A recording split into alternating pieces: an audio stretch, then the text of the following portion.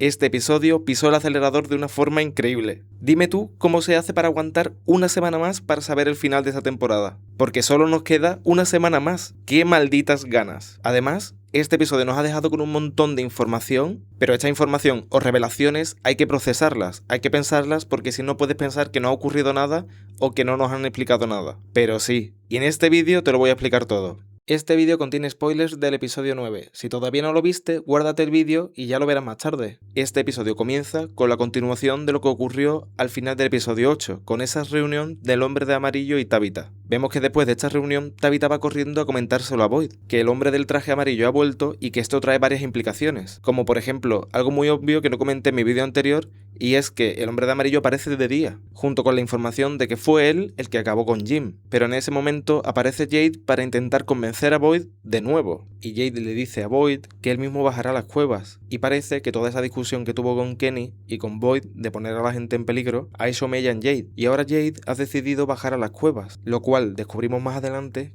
que es muy importante. Y aunque después de la conversación con el padre Katri, Boyd ya había decidido que había que hacer ese plan pronto, esta revelación del hombre de amarillo lo único que hace es acelerarlo incluso más, porque quieren hacer el plan lo más pronto salga el sol. En cuanto los monstruos se van a dormir, y de nuevo vemos al hombre de amarillo convertirse en Sofía, con esa dolorosa transformación que a mí me gusta tanto. Me gusta que sea dolorosa, que es algo que le cueste, que no sea como algo sencillo, y algo muy interesante que vuelva a repetirse es el hecho de que esas escenas las graben al revés, que durante la transformación lo veamos boca abajo. Esa forma de hacerlo puede ser una pista más que nos diga que el hombre de amarillo es la araña, esta entidad que se ha mencionado tantas veces. O puede que simplemente los creadores estén jugando con nosotros y la araña sea el enemigo final, la verdadera entidad, el jefe final que maneja los hilos. Aunque yo creo que después de este episodio nos ha dejado claro que es el hombre de amarillo, que no hay nadie controlándolo a él. Sofía sale del bosque y se encuentra a Elgin y Clara, que están bajando la bandera del poste para utilizar tanto la cuerda como la tela de la bandera para hacer una escalerilla que ayude a subir a aquellos que van a bajar a las cuevas. Porque recordemos el plan, un grupo bajará a las cuevas y el otro arrancará el árbol y los ayudará a subir.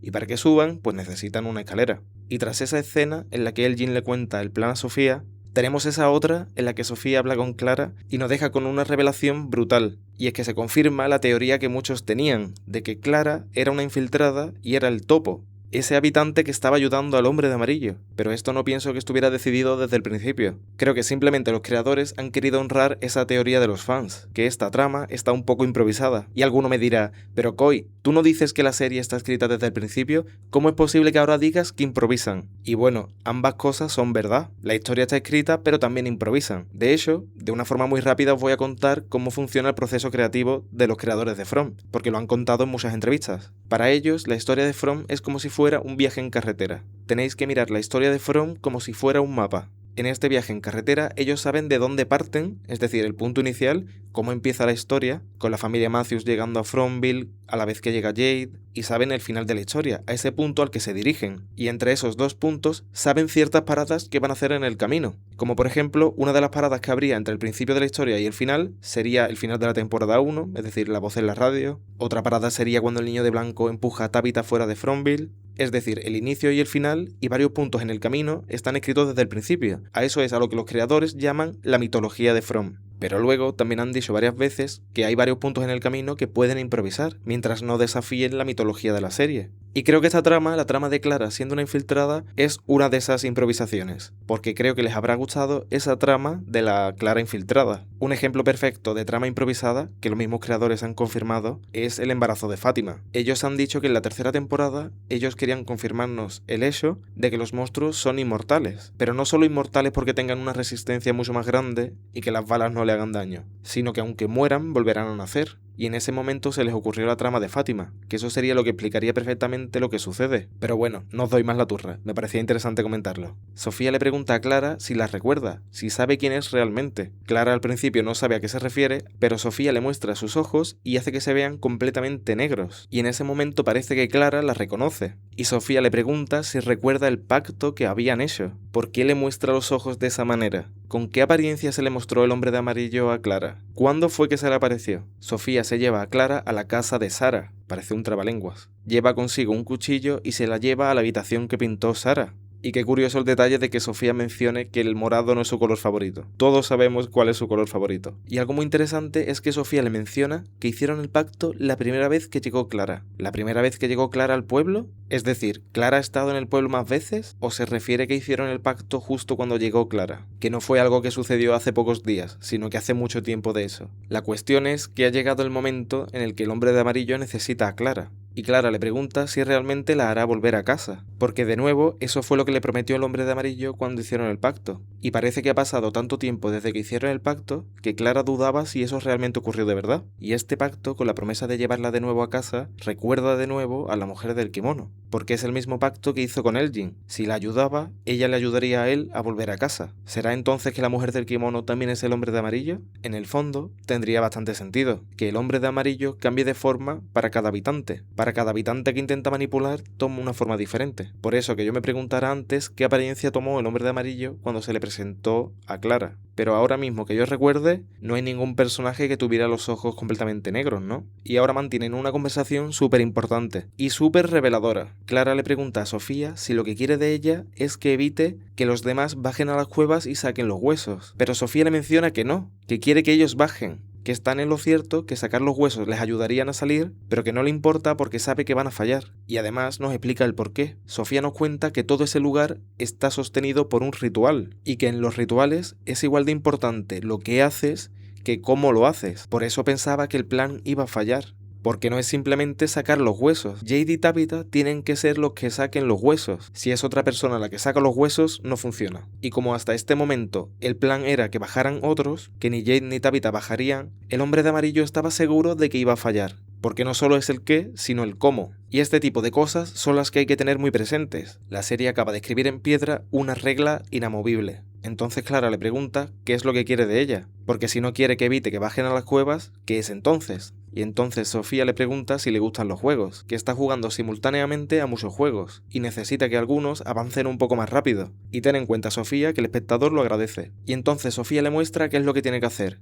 y esto es ni más ni menos que pasarle su sangre para que ella se la pase a Fátima. Es decir, ese era el juego que ella necesitaba acelerar, y en ese momento en el que se hacen el corte y se pasan la sangre, no pude evitar pensar en Martin. Y es que pensé que Sofía diría la frase, la de mi sangre es tu sangre ahora. Y es que lo repito de nuevo, estoy seguro que Martin era el hombre de amarillo. Hacen todo igual, dicen las mismas frases, hacen lo mismo. Solo nos falta que la serie lo confirme. Más adelante vemos a Clara yendo a la clínica, dándole de beber a Fátima una especie de infusión en la que ella echa su sangre y Fátima se lo bebe. Me estoy saltando un poco el orden del capítulo para cerrar esa trama. En esa escena en la que Clara le da la bebida a Fátima, vemos que Fátima está haciendo un puzzle. Y no sé si os habéis fijado, pero el puzzle que está haciendo es de cuervos, un simple guiñito. Y lo último que vemos de esa trama de Fátima es como ella se despierta en mitad de la noche sintiéndose mal y vemos cómo empieza a perder el pelo. Yo creo que esto es prácticamente una confirmación de que se está convirtiendo en un monstruo. Y te preguntarás, ¿pero por qué pierde el pelo? Creo que tenemos que tener presente cómo muchos de los monstruos, en su forma monstruo, son calvos, es decir, no tienen pelo. Puede ser que eso sea lo que le está ocurriendo a Fátima, que va a revelar de alguna forma su apariencia de monstruo. O puede que se convierta en un niño en Kuwi, no se sabe, yo qué sé, es algo raro. Pero obviamente que el hombre de amarillo le dé su sangre, creo que solamente puede transformarla en un monstruo, lo cual es algo malo. Porque Fátima se ha quedado a solas con Mariel. Veremos si no acaba haciéndole daño a Mariel, porque como hemos visto durante el episodio, Boyd le pide a Christie que los acompañe en el plan, que necesitan a una doctora allí y que Mariel tiene que quedarse con Fátima para vigilarla, porque le cuenta todo el tema este de que no tiene constantes vitales. Y Boyd decide callárselo, ni se lo cuenta a la propia Fátima, ni se lo cuenta a Ellis. Y lo entiendo, están a punto de hacer algo muy importante y no necesitan estar pensando en ese tipo de cosas. Editando el vídeo me di cuenta que hay algo que no comenté de la trama de Fátima, y es la conversación que mantiene Boyd con Sarah en la iglesia. Esa conversación en la que hablan de las voces, de cómo se reían de Boyd porque sabían que era demasiado tarde para salvar a Fátima. They want you to know you can't save her. Y es que claro, todos pensamos que al final sí había logrado salvarla, pero en este momento Boyd se da cuenta. ¿Y si nunca llegamos a salvarla? ¿Y si desde aquel momento Fátima estaba destinada a convertirse en un monstruo? Solo que nosotros no lo sabíamos. Y bueno, también comentar la conversación que mantiene Boyd con Dios, la cual hace referencia a esta escena de la segunda temporada. Os la dejo por aquí para que la veáis. You up there somewhere having a fucking laugh? Just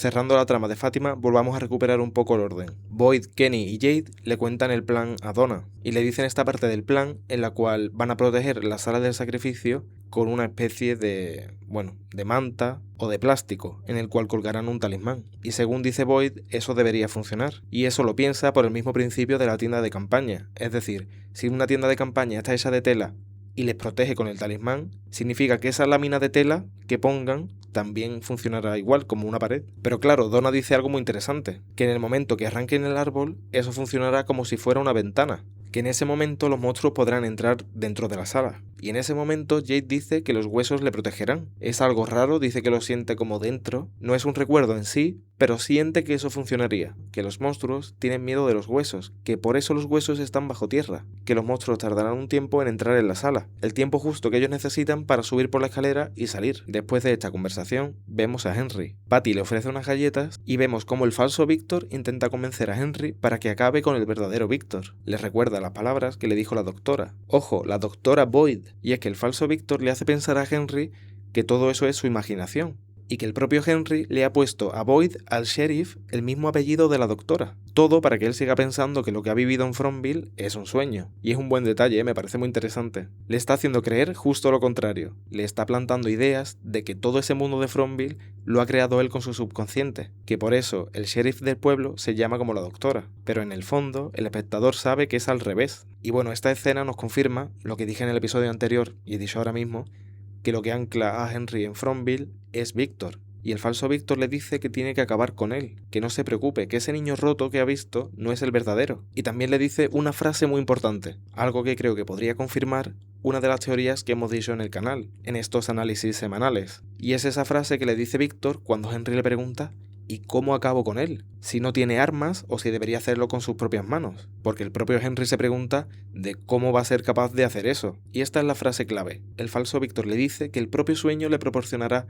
las herramientas cuando llegue el momento. Que él solo tiene que aceptar que no es verdad, que es todo un sueño. Y es que pienso que esto se relaciona con todo el tema de las creencias en Fromville. De cómo en Fromville cuando alguien cree algo fuertemente, esto se acaba convirtiendo en realidad. Como por ejemplo todas esas escenas de Boyd en la que dice algo y se acaba cumpliendo. Como por ejemplo cuando le dijo a Donna que no podía morir, que abriera los ojos. Y literalmente Donna abre los ojos. Por eso es importante que él lo crea de verdad. Henry tiene que creerse y aceptar que todo es un sueño. Y en ese momento todo lo que él crea se hará realidad, porque Fromville simplemente podría darle un arma. Pero no, Víctor realza que tiene que pensar que es verdad. En el momento que él lo acepte y lo crea, ya el propio lugar se encargará de darle una pistola o lo que sea. Y no sé cómo va a acabar todo esto, pero tiene muy mala pinta. Porque como vemos más adelante, Víctor se queda encerrado en la comisaría. Es decir, en ese momento va a ser un blanco fácil. Henry va a ir y se lo va a encontrar encadenado. ¿Cómo va a acabar esa trama? Por favor, que ninguno de los dos sufra daños. Pero como digo, todo se encuentra posicionado para que salga fatal. Henry despierta del sueño, vuelve a Fromville y Víctor intenta ayudarlo, pero Henry se va corriendo y dice que necesita estar solo. Con esto pasamos a otra escena muy importante. Esa en la que Tabitha habla con Julie e Ethan sobre el ataque o la reunión con el hombre de amarillo. Tabitha le cuenta lo ocurrido, por si acaso ese hombre vuelve a entrar en la casa, y además les cuenta que fue él el que acabó con Jim. Y en ese momento Julie se da cuenta de cómo conecta eso con la frase de que el conocimiento tiene un precio, de que mataron a su padre por ese descubrimiento que hicieron Tabitha y Jade. Y de nuevo Julie culpa a su madre, le dice que está repitiendo lo mismo, que ha seguido investigando, que a quién va a matar ahora el hombre de amarillo, si a Ethan o a ella. En este momento de la serie, Julie está insoportable. Me recuerda a las primeras temporadas en las que solo molestaba. Y esto ocurre porque no cree a su madre. Sigue negando que lo que ella vivió o lo que ella piensa es real. Que realmente ella no es una reencarnación de Miranda ni de la madre original de la niña Nkui, y todo por su propia frustración, por pensar que sus viajes en el tiempo no sirvieron para nada. Es decir, como lo suyo no funcionó para nada, lo de su madre tampoco. Pero al menos hace algo bueno, y es contarle a su madre sobre los viajes en el tiempo. Le cuenta que en uno de sus viajes vio al hombre de amarillo devorando uno de los cadáveres. Y os voy a contar lo que yo pienso que va a pasar a partir de ahora con los viajes de Julie. Creo que en el episodio 10 todo va a acabar mal. Pienso que el plan no va a salir bien, que muchos van a morir y que en ese momento en el que todo salga mal será cuando Julie viaje en el tiempo. Viaje al momento en el que murió su padre, pero que luego siga viajando. Y será en ese entonces cuando viaje a antes del ritual. Y será en la quinta temporada cuando veamos todo lo que ocurrió en ese momento. Por eso no hemos visto más viajes en el tiempo durante esta temporada, porque creo que será en la quinta cuando exploren bien esa trama. Julie se levanta y coge el talismán que está en la puerta. Se lo enseña a su madre y le dice: si realmente has estado aquí tantas veces, y tienes una conexión especial con este lugar, dime entonces cómo es que funcionan los talismanes, quién los creó. Y Tabitha le dice que eso no funciona así, que obviamente no ha recuperado todas sus memorias, que ella ha recordado o ha sentido algo muy importante, y es que ella era la madre original de la niña en Kuwait. Pero eso no significa que ahora en un clic sepa todo lo que ha ocurrido en Fromville durante todo este tiempo. Y de nuevo Julie suelta su teoría, y es que ese lugar les está engañando de nuevo, que lo único que va a conseguir es dañarlos a todos, porque ese lugar siempre le hace pensar a todo el mundo que está delante de la clave, para luego demostrarle que todo es mentira, como ocurrió con Elgin y la mujer del kimono, como ocurrió con Sarah y las voces, como ha ocurrido con Clara y el hombre de amarillo. Lo que digo, Julie está insoportable. Pasemos entonces a la escena de Víctor en las tumbas de Miranda y Eloise. Y esa escena es muy dramática. Esa forma en la que mencionan de que si Miranda, su madre, ha reencarnado en Tabitha, eso significa que Eloise está sola, fue súper triste. Aunque quién sabe, igual Eloise tampoco está ahí. En este punto de la serie no sabemos si nos van a meter a Eloise en la 5ª temporada, por ejemplo.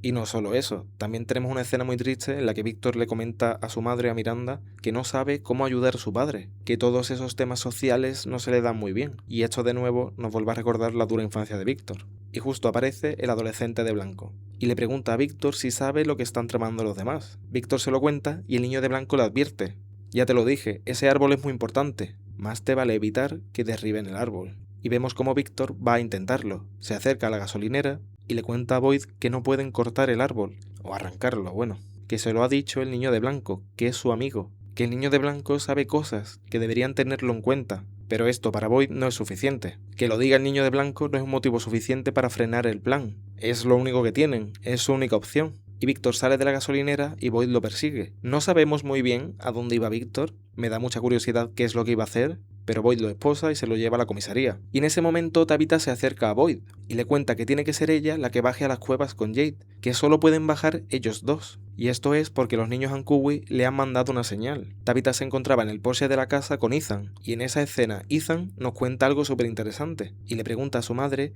si ella piensa que el Jim que él vio era el real. Y es que Ethan se ha dado cuenta de que su charla con su supuesto padre fue lo que hizo que ellos viajaran al asentamiento, y que eso acabó provocando algo malo, el ataque de los muñecos. Ethan se pregunta si cabría la posibilidad de que ese no fuera su padre, que todo fuera un engaño de ese lugar para acabar provocándoles daño. Y es que supongo que Ethan ha llegado a esa conclusión por lo que dijo su hermana antes. Y recordemos el hecho de que el hombre de amarillo en el episodio anterior le confirmó a Tabitha que le arrancó un diente a Jim.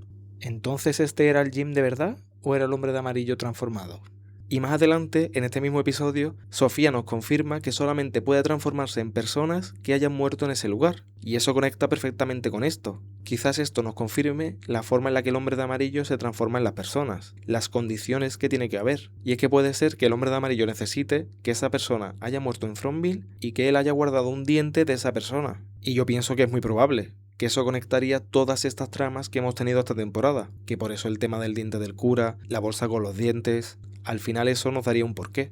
Ethan continúa hablando con su madre y le dice que tiene que creer, que no tenga miedo a creer, que confíe en esas cosas que recuerda. Y de nuevo la forma en la que le dice esto me recuerda a lo que dije antes de Henry, en lo importante que es creer, porque eso es lo que hace este lugar. Te mete miedo para que no creas, para que no confíes en lo que estás haciendo. De nuevo, Ethan nos deja una perlita de sabiduría, y en ese momento es cuando los niños Ankuwi hacen su aparición. Se colocan los 7 en la calle principal y señalan a Tabitha, y como ella tiene el talismán en la mano, da con la clave de que los dos muñecos que aparecen en el talismán son ella y Jade. En este capítulo se nos ha revelado un montón de información. De hecho, se nos ha revelado el significado del talismán, significado que de alguna forma podríamos llegar a imaginarnos, pero que ahora nos ha confirmado este episodio, que el dibujo simboliza el momento del sacrificio o la pieza clave que sostiene el ritual, ellos dos en esa sala, y algo muy llamativo es cómo han cambiado los actores de los niños Ankuwi. Con el niño de blanco no han podido hacerlo y de hecho le han dado una justificación en la trama a que haya crecido, la cual ya veremos cuál es esa justificación, pero los actores de los niños Ankuwi han cambiado un montón, porque no habrá crecido tanto, pero hay otros que son completamente nuevos. De hecho creo que esta niña es la hija de Tabitha y Jade.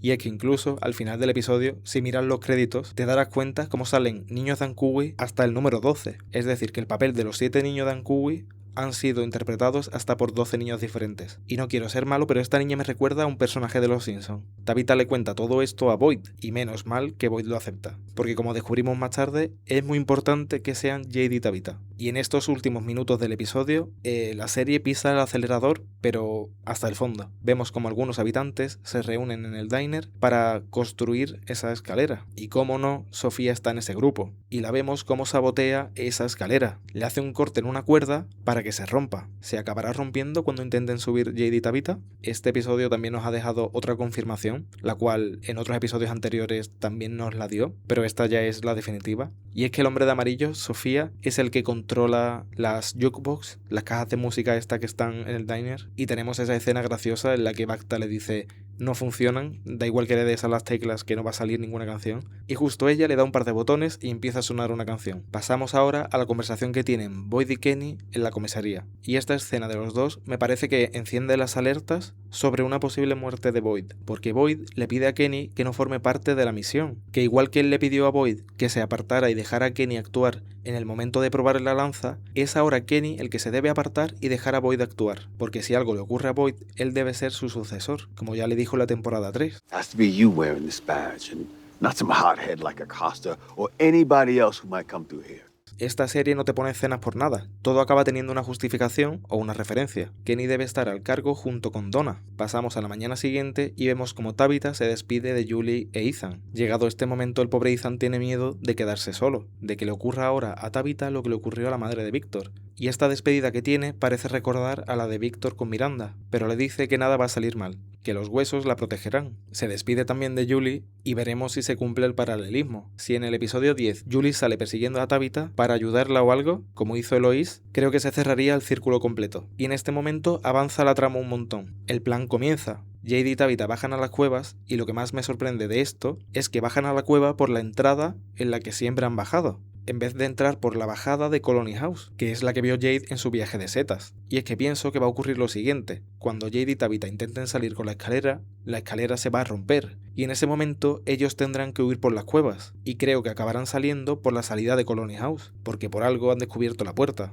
Si no, ¿qué sentido tiene? ¿Solamente confirmar que el viaje de Jade era cierto y estaba acertado? El grupo de Boyd será el encargado del árbol. Vemos que están Ellis, Christie, Randall, Acosta, Sarah. Ellos serán los encargados de arrancar el árbol, pero tienen que esperar justo al momento preciso en el que ellos hayan terminado de guardar los huesos. Y con esto pasamos al grupo de Jade y Tabitha, que llegan hasta la sala del sacrificio, y les da tiempo de cubrir la entrada sin problemas. Incluso logran cavar y quitar la piedra que está encima de la tumba antes de que lleguen los monstruos, y todo el plan saldría sin problemas si no fuera por culpa de Clara, que se entera que serán Tabitha y Jade los que bajen a las cuevas, y va al diner a contárselo a Sofía. Y en paralelo vemos también como Elgin se encuentra una foto de Sofía, la famosa foto de la que se ha hablado durante toda la temporada. Esa foto que sería la prueba de que Sofía, la apariencia de Sofía, es una apariencia robada, de esa forma en la que los habitantes descubrirían que Sofía es el hombre de amarillo. Pero desgraciadamente Elgin tiene el mismo IQ que una patata frita, y va directamente a la propia Sofía a contárselo.